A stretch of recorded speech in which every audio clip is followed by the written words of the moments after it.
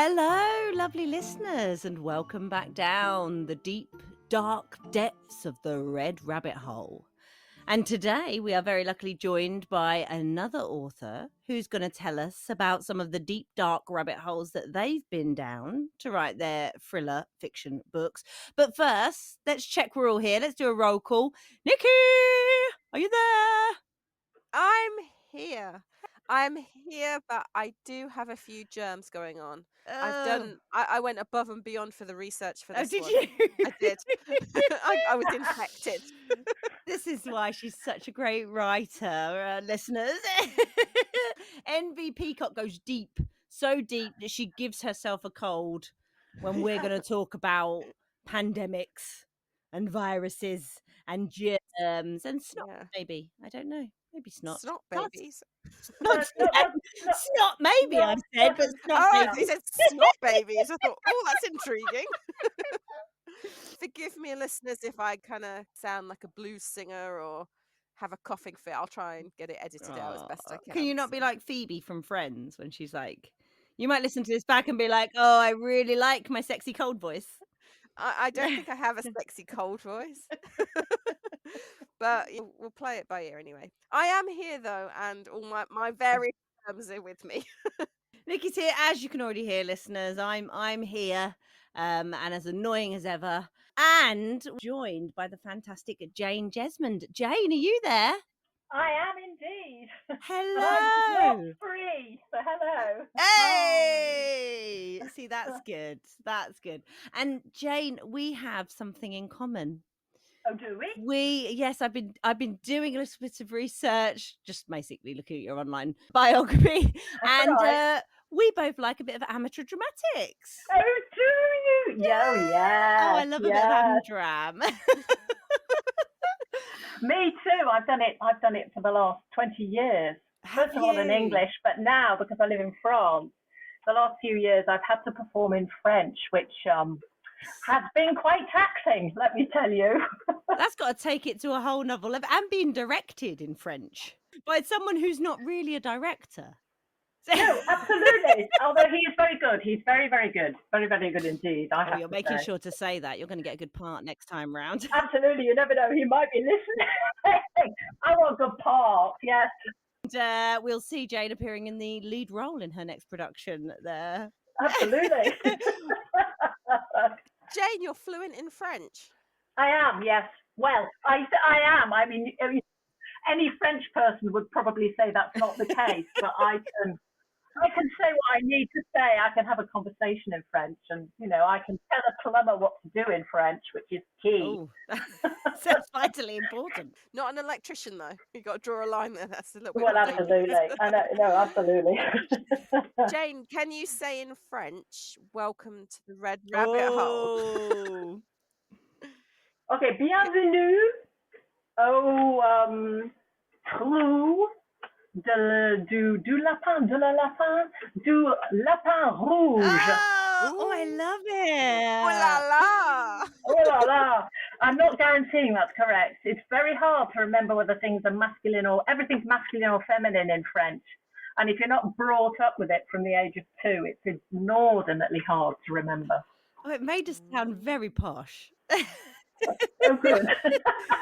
Like some sort of funky cafe where people will be wearing little berets and clicking their fingers. Yes, not very many people do actually wear berets in France, really, and it's very rare to see them with strings of onions around their necks too. Oh. Shattered all my I all my visions of France are gone. What do you mean? Tell me there's still stripy jumpers. Yes, I was going to say there's still stripy jumpers, yes. Oh, Stripy jumpers, yes, but not the rest. thank goodness. Jane, you are a best-selling author, so tell us about your books, and especially the book that you want to talk about today. Right, well, I have had four books published so far, with a fifth one coming out in January. 2 of them are part of a series that I write in crime fiction, specifically at the more thrillery end of the market. 2 of them feature Jen Shaw, free climbing expert and risk lover. And I've also written a thriller with a big speculative twist that's called Her. And the book that I'm hopefully going to be chatting to you about today, which is called A Quiet Contagion, which has two time strands, if you like. The part of it is set in Coventry in 1957 in a small pharmaceutical laboratory there against the backdrop of the 1957 COVID. Why did I say COVID? 1957. We'll get onto that later. 1957 polio epidemic, and part of it is and the bulk of it's set in the modern day. And you say you go deep down the rabbit hole for your book. So Yeah. have you been free climbing? Is my question. No, but you see that's the whole point. I have spent hours researching climbing, reading books, reading biographies, watching videos on YouTube, looking at pictures, talking to climbers. I have been told by climbers that I've got it pretty accurate, not just the technical details, but the actual feeling of it. And I love that. I really love that. Well, I was going to say it's got to be quite a. I suppose it would really shape someone's personality in terms of that part of themselves, and there, like you say, how it feels. It must feel so thrilling and exciting, and take a certain type of person. I mean, I wouldn't get off the couch. I'd have trouble climbing up the couch. I'm strictly no more than 2 steps up on the step ladder when I'm painting, because I have absolutely no head for height. But in a way, that's why I was so interested to write from the point of view of a climber, because it was just so alien to anything I'd go out and do. I mean, a nice gentle walk is my sort of limit, really. And it was fascinating, really, really fascinating. But it's one of my favourite things, doing the research for books. Really is. No Tom Cruise Mission Impossible moment for you, Jane, where you're halfway up a mountain, like climbing up, and your publisher rings you. No, absolutely none. If there's one thing that doing all the research into climbing definitely showed me, it is that I will never, ever, ever even start to do it. I mean, they are quite mad. Quite mad. I might try it. Would you ever try it in VR, do you think? No. Do you know what? Just the thought of it, my palms now are sweaty. I'm that frightened of heights. But it has a sort of weird fascination that I think was what started me off down that particular rabbit hole. Do you know what? I think it's not exactly part of your everyday life, is it? So you shouldn't have to do it and make yourself have that anxiety unless you really have to. You know what I mean? It sounds like you've kind of faced your fear as much as you can. So, I don't see the point in wandering up a mountain. No, neither do I. Neither do I. The things that I research and the things that I'm interested in are things that I'm never, ever going to experience at all. And I think some of that is the fascination. I mean, because also there's a lot in the Jen Shaw books about people smuggling and migrants and refugees and things like that. And those are obviously experiences that are completely alien to my life experience. And but I really enjoy that. I really, really enjoy that side of what if, and trying to imagine what it's like outside, to face something that's completely outside my own personal experience. I mean, when it comes to writing, it's very much a case of, with us, we both write thrillers. We don't want any of that stuff happening to us in real life. Nobody wants that. Oh no, no. I mean, I am very cautious. I in real life, absolutely the opposite of every one of my protagonists. Well, you find anyone that's got like an interest in thrillers and true crime. I mean, Lisa, you're the same, aren't you? If it's always that suspicion in the back of your mind, even if it's a very small chance of something happening. If you're in a position that you're like, oh, you're trapped in a room with someone you don't know, or someone's like seems to be following you down the street, it still will kind of edge its way into your thoughts. I wasn't as bad, but since I've been doing this with you, I've got worse. How I'm worrying more. No, I was thinking though, like books, the whole point of reading a book is to escape into another world, to live a life that you're never going to live. Yeah, Because how many of us are actually, I mean, what's the percentage of free climbers in the world? I can't imagine it's particularly high. So most I'm sure it is. so to be able to join someone and connect with a character who experiences and enjoys that is the best. What makes a novel great, isn't it? Really. Well, yeah, I mean, there is a part of writing, I think, that is wish fulfillment as well. I mean, I'd love to be someone exciting and daredevil and risk taking and a bit of an adrenaline junkie, but I'm not. So, in terms of the Quiet Contagion, what was the rabbit hole that you jumped down? Well, polio, basically. I've always been interested in the polio story, mainly because it is just absolutely fascinating. And my husband, in fact, had polio as a child, very, very mildly. You can barely tell if you look hard enough. You can just see that there's some withering of one of his shin muscles. I wanted to write a book. I'm not quite sure how it all happened really, but I wanted to write a book about a conspiracy, and I wanted to write a book set in Coventry. And while I was researching it, I came across the 1957 Coventry polio epidemic, and I thought, this is it. And so then I embarked really on learning as much as I could. Well, I started researching polio, and once I started researching, I couldn't stop. I mean, it's just the most riveting. A lot of people seem to have forgotten what a huge deal it was in the early part of the 20th century, because polio had been around for centuries. I think they found fossils with where the dead body has evidence of having suffered from polio. But it wasn't very common. And then suddenly in the 20th century, these great polio epidemics started happening, particularly in the Western world, in Europe and in North America. And it would just sweep a city, and thousands of children would catch it. Nobody knew why they were catching it, how they caught it, and everybody was terrified at the time. Apparently, it was the thing that people in America, for example, were most terrified of after the atom bomb. And yet that's all changed. People barely remember how it. People barely remember it now, but it was a disease that, if you caught it badly, left you with some form of paralysis. Sometimes the arms, more often the legs, and occasionally your lungs, and so you'd have to spend your life in an iron lung. I was just thinking about, was it Paul Alexander? Didn't he die? I think he died earlier this year. I think he was the American man who lived out most of his life in an iron lung. He was a lawyer, wasn't he? Yeah, I think.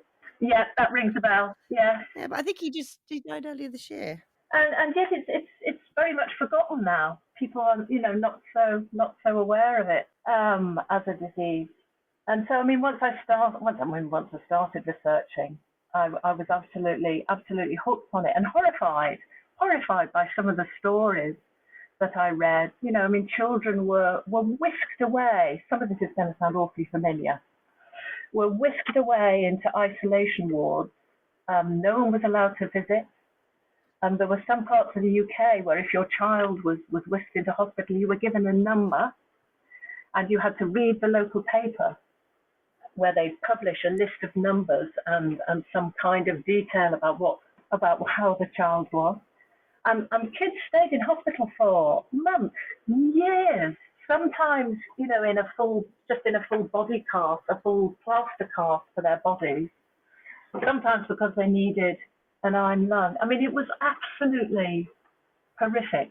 You read something like that, and it really speaks. I think it really speaks to you.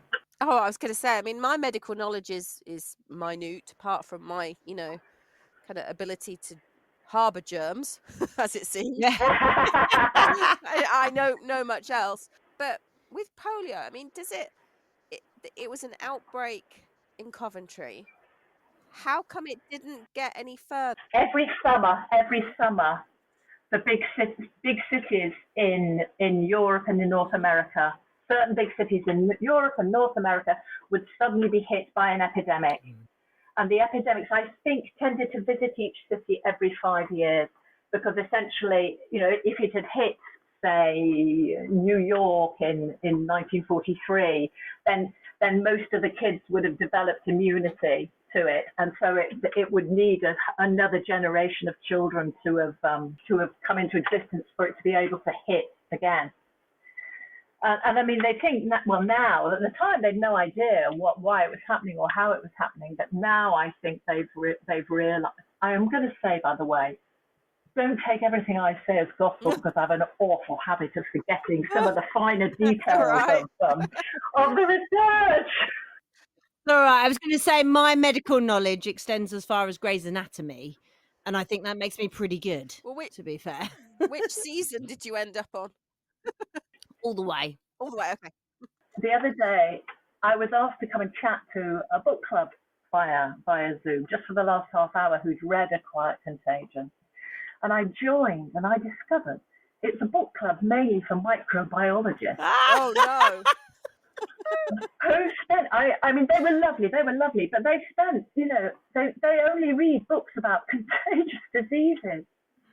That was quite terrifying.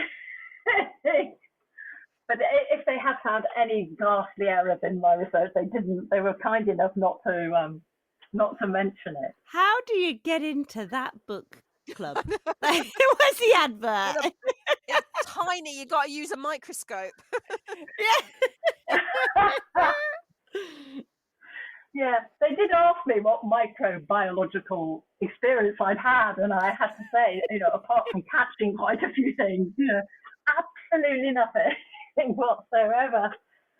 And then again, you see, Roosevelt caught it as an adult, in fact, rather than as a child.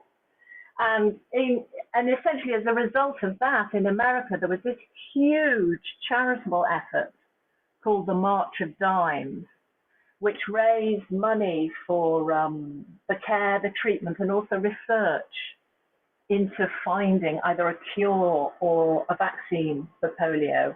And again, that is another, I mean, none of that comes into the book, but it's another rabbit hole I went down, because it is really interesting, because the March of Dimes is sort of, they used a lot of the techniques that we're really familiar with today, from Live Aid and Red Nose Day and all sorts of, and those sorts of fundraising efforts.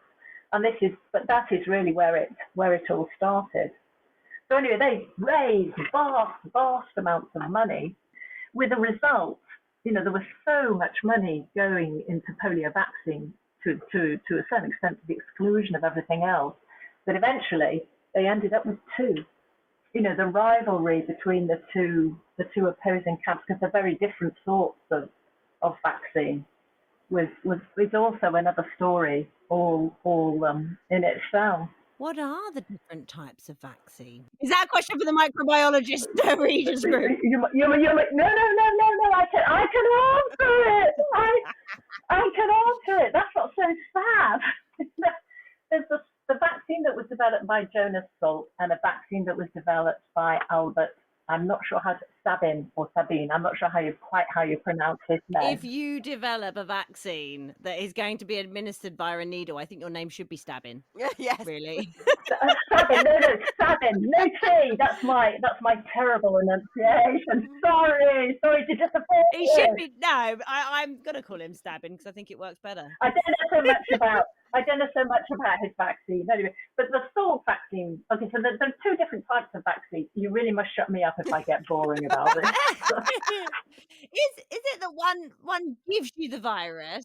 Is it the difference between one gives it to you and then you develop immunity? No, I'm gonna throw out here how little I know, and then the other one is you go. I've lost it there. The Salk vaccine is a killed or inactivated vaccine. Okay, so basically they grow polio vaccine on monkey kidney cells. Oh, Delightful, isn't it? I know. And then they, well, I won't go into all the details of the manufacture. And then they essentially kill the vaccine. But this is really important actually to know for what's coming later. Then they essentially kill the vaccine, kill the polio virus within the vaccine, and then they inject the dead virus. I have cut out like a million stages in the process. They inject the dead virus as a vaccine into you. Yes, that's it. Some alive and some are dead. That was the Salk vaccine. The Sabin vaccine is essentially a weakened form of the polio virus. And again, I know much less about this one. It came in much later. It came in a few years later after the Salk virus, after the Salk vaccine, which, you know, again, is similar to cowpox and smallpox. You know, if you give someone cowpox, they're immune to smallpox. If you give someone the weakened Sabin polio virus vaccine, then they will develop immunity. And the Sabin one is the one that's given as little drops in my childhood on a sugar lump. But I think you just get given little drops and you swallow it these days. Yes, well, no, I do know that because what was when my children had, both my children have had their vaccines, and there was one that was live. There was definitely one that they said that's a live one. You have to be careful. It's probably the one that potentially is going to come out of the other end after it's been taken. It was that one, and you have to be very careful when you're cleaning up after as it comes out of the other end to make sure that you don't get it yourself. Well, also when it passes through you, again, I don't really, but sometimes when it passes through you, it can come out stronger than it went in.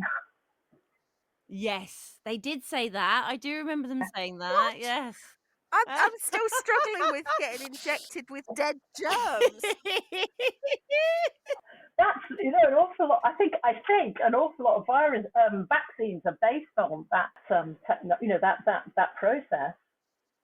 Although I only really know about the polio vaccine. Like you said, I can't see it being a different process. So, well, dead germs.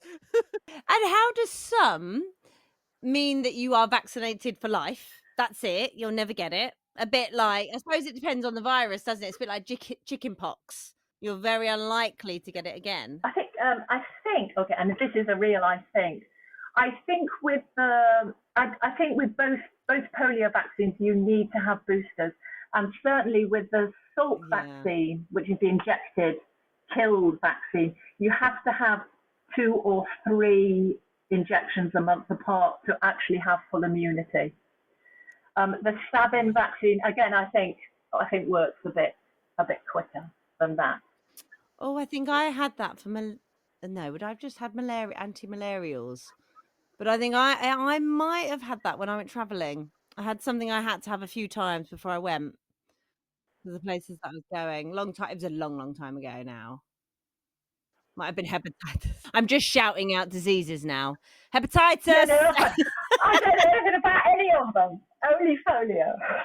I mean, I could have branched off, but thank God I didn't, because otherwise I'd never have written the book. I'd have spent so long down rabbit hole. But of course, you see, there's a great catastrophe happened in real life with the Salk vaccine. And you can probably guess what it possibly might have been. I'm traumatized enough for this week. So how about we hold you down here in the rabbit hole for a week? We'll give you a live virus and make you poorly, and then we'll stick you in a little side hole in the rabbit hole. Don't worry, we'll give you some lemon sip and some Lucasade. Some generic brand stuff. All right, Lisa, don't spend the whole budget on the brand names. All right. But we can talk about it in the next episode. We can talk about what went horribly wrong. Oh yes. All right, I'd love to. And also, we'd be remiss if we don't. We need to obviously touch on the more recent pandemic experienced by the UK, perhaps. Yeah. Oh, I haven't heard about that one. Do you not remember? What was that then? No. What was that? I don't think I've heard about. Nothing unprecedented has happened recently, is No, it? it's very strange, isn't it? Do you know, I wrote this book, Quiet Contagion, before the more recent pandemic. It was so very weird. Eerie. Well, that was going to be one of my questions, actually, because I thought, did you predict this, Jane? Did you know something? Obviously, it's all my fault. Because there was a lot of books that was, I think it was a Clive Barker book, wasn't there? That was a very similar kind of plot to what was unfolding in the world at the time, even to the point where I think it came from a bat or something. And everyone was like, oh, it's a prediction. It's a prediction. But do you know what? There's a billion books out there. There's always going to be something. Yeah. Well, it's like, you know, if you keep enough monkeys typing away, apparently at some point they'll write the works of Shakespeare, you know. And that's how I'm going to get my book out. That's exactly what I was going to say. You beat me to it, Lisa. I was like, well, my 1,000 monkeys are working on my next one right now. We will wait and see. So thank you, listeners, for being with us and for getting through the trauma of knowing that you've probably been injected with dead germs at some point. I mean, you can go and take a shower now. A bit cleaner. We promise we will keep Jane nice and safe for the week. And you can obviously follow the Red Rabbit on all the socials. We've got TikTok, Instagram, Facebook, and also we are on Patreon as well. So don't forget there. Subscribe. You can't wait a week. You can get it right now. Yeah, you could. You could get it right now on Patreon. Ooh. If you are listening on any of the platforms, Apple, Spotify, Audible, Amazon Music, subscribe to us. It doesn't cost you anything to subscribe, and it makes a huge difference to us because obviously we are still a baby of a podcast, getting all our shots. Ickle wickle baby. Yeah, we're about to have our 8-week injections. And I have some live virus going in. Be careful when you wipe our bum. We will see you next. Well, I keep saying that. We will see you next time. We're not seeing you at all. You'll hear us next time. I can't even hear you, you know? I'm still here. Jane is there, but I can't hear or see the listeners, which does frustrate me quite a lot because I would like to see them here. But we know they're there. Prove it. Prove that to us, listeners. Leave comments for us and let us know that you are here with us. Oh, yes, please. And photos too. So we will be with you next week, listeners. So from me, it's goodbye. From Jane. Goodbye. And Lisa. Stay safe. Stay safe. Oh no. Bye-bye. Well, what was meant to be a quaint little kind of 80s comedy routine turned into quite a scary little threat from all of us. Bye. See you soon. See you on the other side, listeners. Stay home. Stay safe. Listen to podcasts. Listen to podcasts. Stay calm. Listen to podcasts. Bye-bye, listeners. Bye. Bye. Bye-bye.